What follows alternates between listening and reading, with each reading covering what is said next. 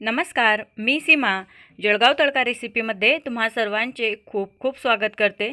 आज आपण खमंग भाजणी आणि भाजणीपासून चकली कशी बनवायची ते बघणार आहोत।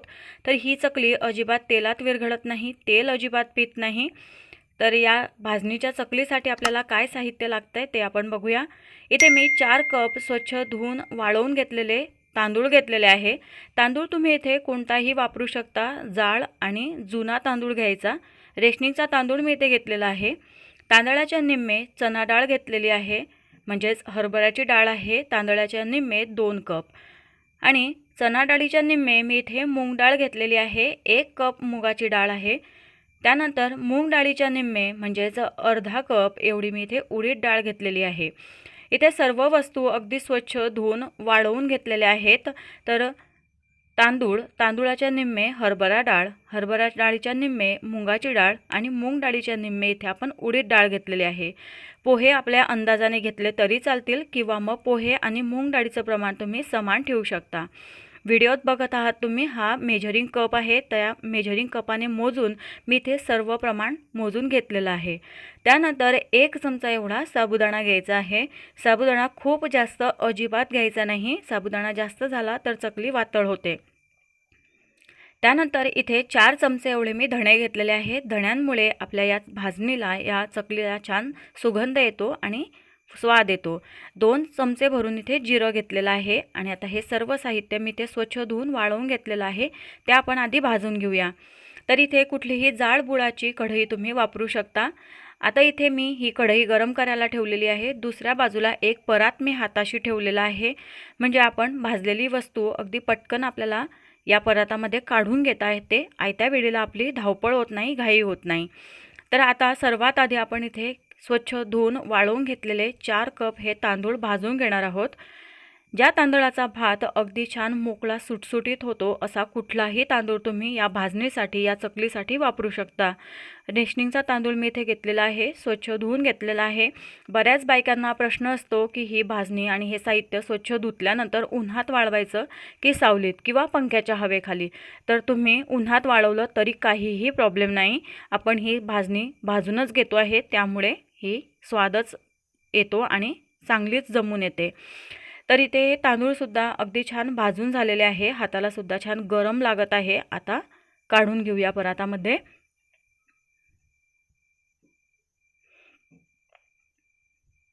त्यानंतर घेतलेली 2 कप चना डाळ व्यवस्थित आता आपण भाजून घेऊया। तर चना डाळ थोडी आकाराने मोठी आहे, त्यामुळे भाजण्यासाठी थोडा वेळ लागतो। सर्व साहित्य आपल्याला अगदी मंद मंद आचेवर भाजून घ्यायचं आहे। खूप जास्त ही भाजणी अजिबात भाजू नका, जास्त असे चटके बसू देऊ नका, त्यामुळे या भाजणीची चव करपट होते आणि पीठसुद्धा थोडं लालसर येतं। तर व्यवस्थित चना डाळसुद्धा भाजून झालेली आहे, आपण चना डाळ काढून घेऊया। तुम्ही कुठलाही एखादा ग्लास, एखादी वाटी, एखादं भांडं तुम्ही या सर्व साहित्याच्या मोजमापासाठी सेट करू शकता।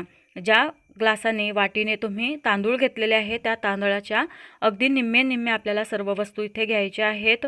तर इथे मुगाची डाळ आपण 1 कप स्वच्छ धुतलेली घेतलेली आहे, ती सुद्धा अगदी मंद आचेवर मस्त खमंग मी भाजून घेतली। छान हाताला गरम लागते आहे आणि आता ही डाळसुद्धा मी परातामध्ये काढून घेते। तर इथे आता उडदाची डाळ आपण घेतलेली आहे, ती आहे अर्धा कप, ती सुद्धा व्यवस्थित खमंग भाजून घेऊ। गॅस कुठेही कमी जास्त करायचा नाही, मंद आचेवरच आपल्याला सर्व साहित्य भाजून घ्यायचं आहे। डाळ भाजून झाली, मी काढून घेतलेली आहे। त्यानंतर 1 कप इथे मी पोहे घेतलेले आहे। पोहे आणि मुगाच्या डाळीचं प्रमाण तुम्ही समान किंवा सारखं ठेवू शकता, आपल्या अंदाजाने पोहे घेतले तरी चालतील। तर इथे मी हे पोहे घेतले आहे, हे आपण जे नाश्त्यासाठी कांदा पोहे बनवण्यासाठी पोहे वापरतो तेच हे पोहे आहेत। पोहेसुद्धा छान भाजून झाले, काढून घेऊया। पोहे भाजण्यासाठी खूप जास्त वेळ लागत नाही। 1 चमचा मी इथे साबुदाणा घेतलेला आहे, साबुदाणासुद्धा व्यवस्थित भाजून घेऊ। साबुदाणा खूप जास्त घ्यायचा नाही, साबुदाणा जास्त झाला तर या चकलीला थोडा नरमपणा येतो किंवा ती वातळ होते, त्यामुळे साबुदाणा जास्त अजिबात घेऊ नका। घेतलेले 4 चमचे धणेसुद्धा अगदी मंद आचेवर व्यवस्थित भाजून घ्यायचे। या धण्यांमुळे आपल्या या चकलीच्या भाजणीला मस्त सुगंध येतो, स्वादसुद्धा येतो। धणे भाजून झाले. त्यानंतर आता 2 चमचे जिरं आहे ते सुद्धा भाजून घेऊ. जिरं खूप जास्त अजिबात घेऊ नका. जिरं जास्त झाल्यामुळे या पिठाला, या चकलीला कडवट चव येते. 2 चमचे जिरं घेतलेलं होतं, भाजून झालं. सर्व साहित्य इथे व्यवस्थित मंद आचेवर भाजून झालेलं आहे. साहित्य गार झाल्यानंतर आता आपण हे सर्व साहित्य एकत्र करून घेऊ, एकजीव करून घेऊ. आणि आता आपण हे साहित्य गिरणीवरून दळून आणायचं आहे. ही भाजणी गिरणीवरून दळत असताना गिरणीवर आधी गहू, बाजरी किंवा ज्वारी अजिबात दळलेली असू नये. गहू, ज्वारी, बाजरीवर ही भाजणी दळली तर चकली आणि आपण केलेली सर्व मेहनत वाया जाते. गिरणीवर आधी तांदूळ, चणा डाळ किंवा एखादी भाजणीच दळलेली असावी. एक वेळा तयार करून ठेवलेलं हे चकलीचं पीठ तुम्ही 2 ते 3 महिने अगदी आरामात स्टोअर करू शकता. सर्व साहित्य गार झाल्यानंतर अगदी आपल्या गव्हाच्या पिठासारखं छान मऊ बारीक असं हे पीठ मी दळून घेतलेलं आहे. आमची घरचीच गिरणी असल्यामुळे मी घरीच हे पीठ तयार करून घेतलेलं आहे. आणि आता आपण यापासून चकली कशी बनवायची, उकड कशी काढायची ते बघूया. तर इथे मी कढई ठेवलेली आहे. आता या कढईमध्ये आपण 2 कप एवढं पाणी घालणार आहोत. तुम्ही व्हिडिओमध्ये बघत आहात, मी कप अगदी काठोकाठ इथे भरलेला नाही. तर इथे आता हा 1 कप पाणी मी काढून घेतलं. त्यानंतर हा दुसरा कप पाण्याचा भरते आहे. आणि आता तुम्हाला दाखवते कप किती खाली आहे. हे बघा, साधारण अर्धा ते 1 इंच मी इथे कप खाली ठेवलेला आहे. तर आता हे पाणी व्यवस्थित गरम होऊ द्यायचं आहे. यामध्ये आपण तीळ घालणार आहोत. तर तीळ तुम्ही आपल्या आवडीनुसार कमी अधिक करू शकता. तर इथे मी 2 कपासाठी 3 चमचे एवढी तीळ घातली. त्यानंतर स्वादासाठी इथे ओवा घालायचा आहे. ओवा छान हातावर असा रगडून घ्यायचा आहे, त्यामुळे स्वाद पूर्ण उतरतो. 2 चमचे मी इथे ओवा घेतलेला होता. त्यानंतर आता मी इथे तिखट घालते आहे. पिवळं तिखट मी इथे वापरते आहे. पिवळ्या तिखटामुळे या चकलीला मस्त असा सुंदर रंग येतो. तुम्ही लाल तिखट जर वापरत असाल तर फिकट आणि थोडं जुनं तिखट वापरायचं आहे. बेडगी मिरची किंवा काश्मीरी लाल मिरची पावडर तिखट असं वापरू नका. त्यामुळे चकलीला भडक रंग येतो. खूप जास्त लाल गर्द दिसतात चकल्या. तर आता यामध्ये आपण आपल्या चवीनुसार मीठसुद्धा घालून घ्यायचं आहे. त्यानंतर तेलाचं मोहन या चकलीला खूप जास्त अजिबात लागत नाही. तेलाचं मोहन जास्त झाल्यामुळे चकली तेलात गेल्यानंतर विरघळते, ती तेल पिते आणि तळत असतानाच तुटते.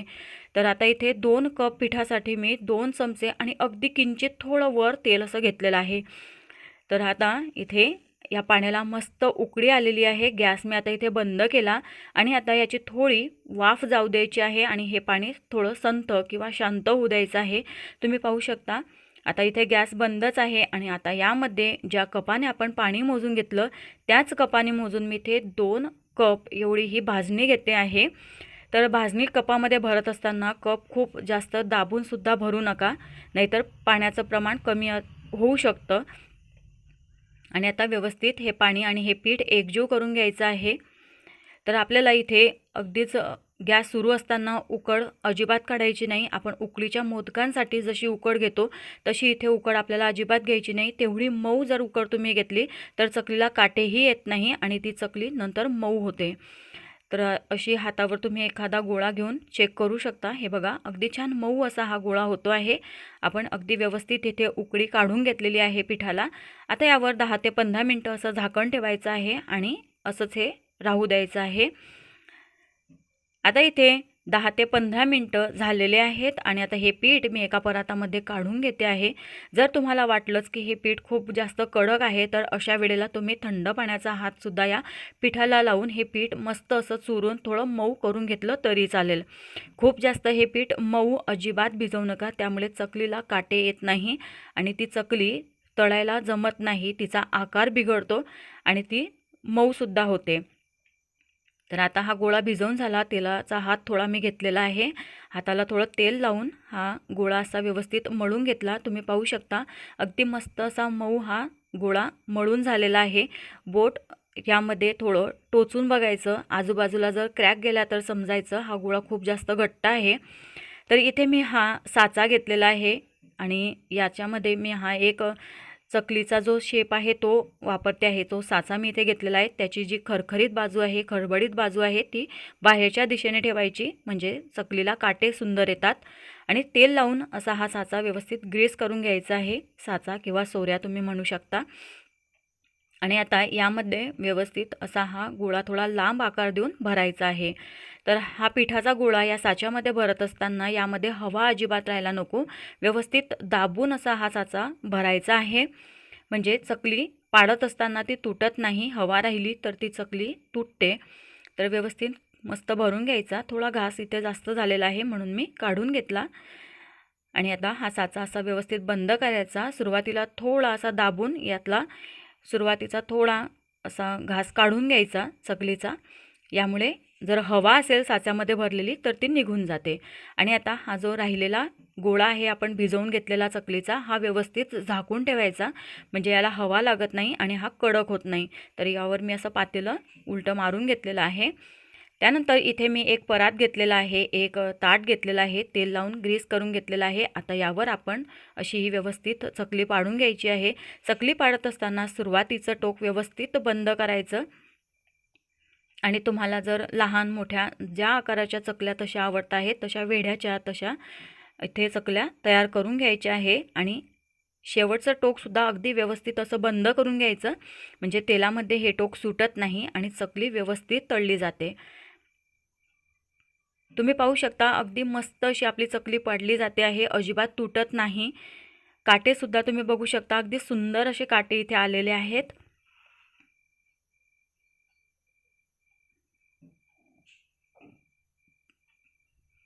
आणि आता याच पद्धतीने इथे मी या 5 ते 6 चकल्या पाडून घेतलेल्या आहे। आणि आता या चकल्या इथे तयार आहे, आपण तळायला घेऊया।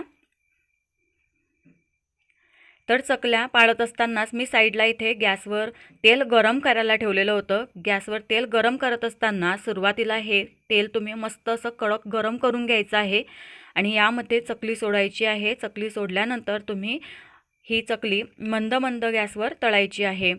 जर तुम्हाला डायरेक्ट हाताने टाकायला चकली जमत नसेल तर तुम्ही चमचाचा उपयोग करू शकता।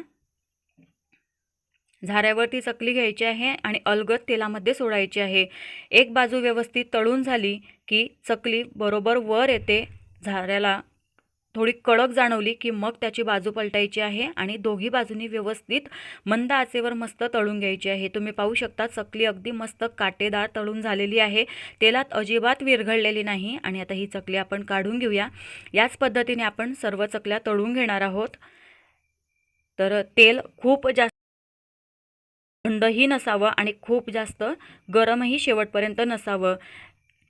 तर आता तुम्ही पाहू शकता आपल्या सर्व चकल्या अगदी मस्त तळून होत आहे, अजिबात तेलामध्ये चकली सुटलेलेही नाही आणि तुटलेलेही नाही। तर ज्या टिप्स आणि जे प्रमाण मी तुम्हाला सांगितलेलं आहे त्या प्रमाणात जर तुम्ही ही भाजणी बनवली, या टिप्स जर फॉलो करून तुम्ही चकलीची भाजणी आणि ही चकली बनवली तर तुमची ही चकली छान खमंग खुसखुशीत काटेदारच येईल, तेल अजिबात पिणार नाही आणि तेलात अजिबात विरघळणार नाही। तर ही माझी आजची चकलीची रेसिपी तुम्हाला कशी वाटली? रेसिपी आवडली असेल तर व्हिडिओला एक लाईक नक्की करा। रेसिपी जास्तीत जास्त हा व्हिडिओ जास्तीत जास्त तुमच्या फ्रेंड्ससोबत नातलगांसोबत शेअर करा। अशाच छान रेसिपीसोबत आपण पुन्हा भेटू, तोपर्यंत धन्यवाद।